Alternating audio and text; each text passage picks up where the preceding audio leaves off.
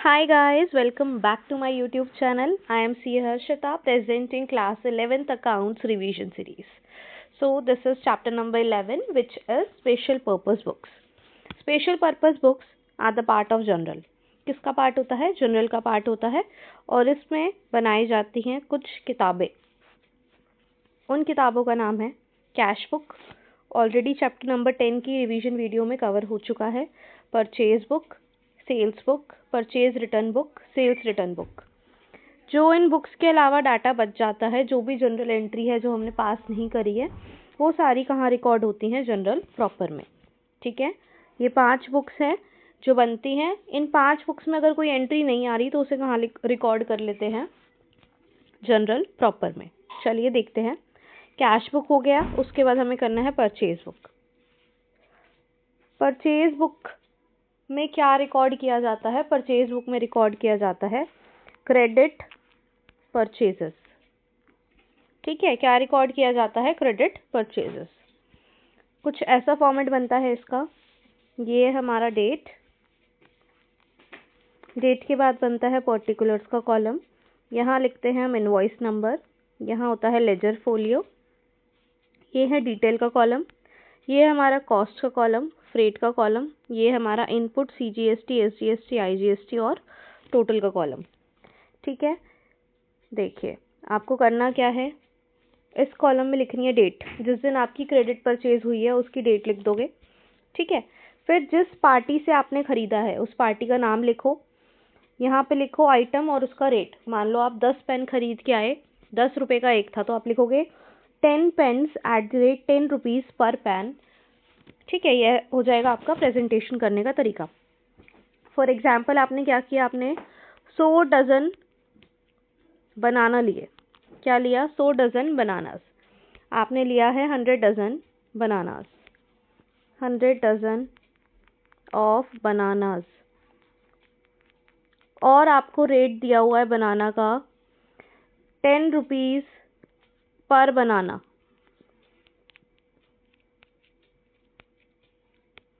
10 rupees पर बनाना. तो आप देखिए, आपको जो आइटम के नंबर गिवन है वो गिवन है डज़न में और रेट गिवन है नंबर में. मतलब पर बनाना गिवन है, डजन्स का रेट नहीं है. तो आपको ये चेक करना है हमेशा जब भी आपको परचेज बुक में यहाँ पर आइटम्स मेंशन करने हैं. आपको कन्वर्ट करना पड़ेगा, या तो उसको डजन में कन्वर्ट कर लो या फिर इसको नंबर में कन्वर्ट कर लो. ठीक है, फिर लेस कर दोगे आप trade discount. Trade discount minus करने के बाद आ जाता है हमारा परचेज प्राइस. इसके अलावा जो भी परचेज के ऊपर हमारा पैकिंग चार्जेस लगा है या फिर फ्रेट लगा है. फ्रेट मतलब जो भी आप सामान लाने के लिए आपने कुछ भी किराया भाड़ा भरा हो उसे कहा जाता है फ्रेट. ये भी ऐड हो जाता है. इसके बाद आ जाती है टैक्सेबल वैल्यू. टैक्सेबल वैल्यू के ऊपर क्या लगता है? टैक्स लगता है. अगर आपकी सेल्स है इंट्रा स्टेट, मतलब एक ही स्टेट में, दिल्ली से दिल्ली में बेच रहे हो, महाराष्ट्र से महाराष्ट्र में बेच रहे हो, उसे कहते हैं इंट्रा स्टेट. उसमें लगता है हमारा CGST और SGST. वैसे ही अगर हमारी स्टेट से बाहर सेल होती है तब हमारा लगता है IGST. ठीक है, जब भी आप परचेज अपनी ही स्टेट से कर रहे हो तो आपका लगेगा CGST, SGST, वो ऐड कर दोगे. अगर दूसरी स्टेट से कर रहे हो तो क्या ऐड हो जाएगा? IGST. और ये आ जाता है हमारा एक्चुअल में पेमेंट वाला अमाउंट. इसे किस कॉलम में लिखना होता है? मैंने गलती से इनवॉइस में लिख दिया, आपको लिखना है डिटेल वाले कॉलम में, क्योंकि ये सारी की सारी डिटेल्स हो गई हैं कवर. ठीक है, इसके बाद ये जो हमने बाद में कॉलम्स बनाए हैं, तो यहाँ पर आपको जो टोटल कॉस्ट आई है उसको आप क्या कर रहे हो? बाइफरकेट कर रहे हो.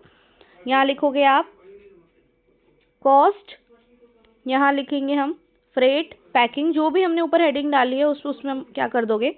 अमाउंट डाल दोगे. एक चीज़ याद रखनी है आपको, कॉस्ट में कौन से वाला कॉस्ट लिखोगे? ये वाला, परचेज प्राइस. ठीक है, ऐसे ही आपको हर पार्टी के लिए एंट्री करते जाना है. सारी एंट्रीज करने के बाद लास्ट में क्या कर दोगे? मंथ एंड में टोटल. ठीक है, चलो आगे देखते हैं. Sales book. सेल्स बुक्स क्या है?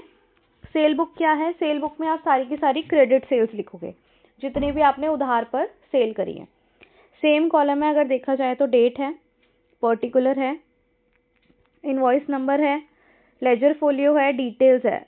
और यहाँ पर सेल वैल्यू आ जाएगा क्योंकि परचेज की कॉस्ट होती है और सेल्स की क्या होती है, सेल वैल्यू होती है। फिर कुछ भी आपने फ्रेट कस्टमर से चार्ज किया है, कुछ पैकिंग चार्जेस करे हैं, और अगर आपकी जीएसटी की सेल है तो आप क्या कलेक्ट करते हो, आउटपुट जीएसटी। अगर आपकी विद इन द स्टेट बेच रहे हो तो सीजीएसटी और एसजीएसटी लोगे, और अगर स्टेट से बाहर बेच रहे हो तो आप आईजीएसटी लोगे कस्टमर से, और फिर हो जाता है टोटल।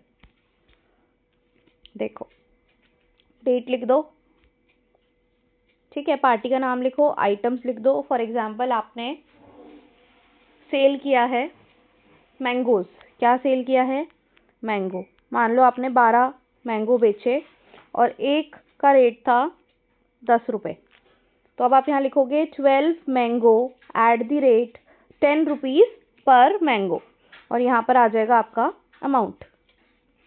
कितना हो गया, 12 10 ज़ा 120, तो यहाँ आ जाएगा 120। मान लो आपका ट्रेड डिस्काउंट था 20 रुपये का, तो आप यहाँ लिख दोगे 20 रुपये, लेस होके आ गया 100 रुपये। अब 100 रुपये में आपको क्या ऐड करना है, कोई भी आपका किराया भाड़ा लगा है अगर उस पर, तो वो ऐड कर दो, पैकिंग चार्जेस भी ऐड कर दो। ये सारा कस्टमर से चार्ज करते हैं इसलिए यहाँ पर ऐड हो जाता है। ये अमाउंट आ गया। उसके बाद आपका आउटपुट जीएसटी, अगर जीएसटी की सेल है तो आप यहाँ पे ऐड कर दोगे। अगर विद इन द स्टेट बेच रहे हो तो C+S, और आउट ऑफ द स्टेट बेच रहे हो तो आईजीएसटी लग जाएगा। ऐसे ही आपको हर पार्टी का लिखना है और लास्ट में कर दोगे टोटल, ठीक है। सेल वैल्यू में आप कौन सी वैल्यू लिखोगे, ये ट्रेड डिस्काउंट के बाद वाली, तो यहाँ आ जाएगी हमारी ट्रेड डिस्काउंट के बाद वाली वैल्यू। फिर ये फ्रेट आ जाएगा इधर, पैकिंग चार्जेस आ जाएंगे इधर, और आउटपुट जीएसटी को तुम यहाँ पे 2 जगह पर लिख दो, ठीक है। और यहाँ आ जाता है टोटल अमाउंट, जो ये वाला है ये यहाँ आ जाता है, ठीक है। चलिए आगे देखते हैं। परचेज रिटर्न बुक और सेल्स रिटर्न बुक, फॉर्मेट देखो, इनका फॉर्मेट सिमिलर है। आपको लिखना है date particular debit note. Purchase return के लिए कौन सा डॉक्यूमेंट इशू होता है, डेबिट नोट, तो यहाँ पे डेबिट नोट का नंबर लिखेंगे, ledger folio, details, amount. Same है, डेट लिखो, पार्टी का नाम लिख दो, item eight the rate each, क्या आइटम आपने रिटर्न किया है, परचेज रिटर्न है तो आपने रिटर्न किया, आपने कौन सा आइटम रिटर्न किया है। ट्रेड डिस्काउंट जो आपका उस टाइम पे लेस हुआ था वो यहाँ पे लेस हो जाएगा, सारी पार्टीज के लिए सेम बन जाएगा। लास्ट में आप लिख दोगे purchase return account credited. Purchase return account हमेशा क्या होता है, क्रेडिट होता है। इसके बाद हमारी sales return book, date particular credit note number LF, details और अमाउंट। क्रेडिट नोट नंबर क्यों आया है, क्योंकि सेल्स रिटर्न के लिए डॉक्यूमेंट कौन सा होता है, क्रेडिट नोट। बाकी सेम टू सेम है, देख लीजिए। आखिरी में हो जाएगा sales return account debit. Sales return account debit हमेशा, सेल्स रिटर्न हमेशा क्या होती हैं, डेबिट होती हैं। जनरल प्रॉपर तो it is same as your journal, बिल्कुल सेम है, देख लो। Date particular LF, debit balance, credit balance, और आप यहाँ कर दोगे एंट्रीज पास जो ऊपर नहीं आई।